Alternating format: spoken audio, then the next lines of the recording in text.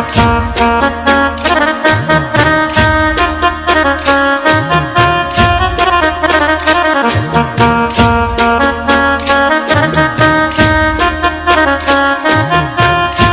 મિત્ર, કેમ છો બધા? મજામાં? આશા રાખું છું કે તમે બધા મજામાં છો મિત્ર, ને હું પણ મજામાં છું મિત્ર. અત્યારે આપણે આવી ગયા છે સરકારી પીપળવા મિત્ર. હવે મિત્ર આજે ચૈત્રી પૂનમ છે અને એ આયોજન રાખેલું છે આપણે ગિરીશભાઈ સોની છે અને એ અત્યારે યુવક મંડળ હકાવે છે. તો હાલો આપણે મળીએ ગિરીશભાઈ સોનીને.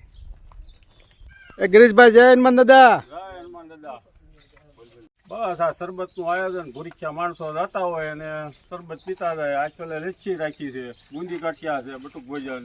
આજ ખોરે લચ્છી રાખી છે. ગિરીશભાઈ, તમે આ કેટલા વર્ષથી આ બધું આયોજન હકવો છો?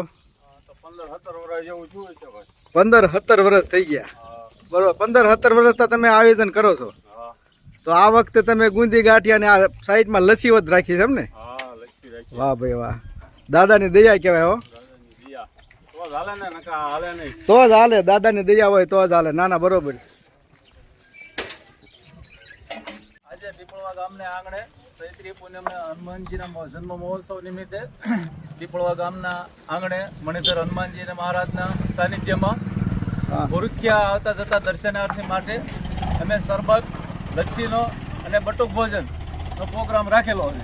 બરોબર. ભાવિ ભક્તો આવતા જતા એ બધા પ્રસાદીનો લાભ લે છે. હા, જય હનુમાન. ગિરીશભાઈ કે સેવા કરો તો સેવા કરીએ છીએ.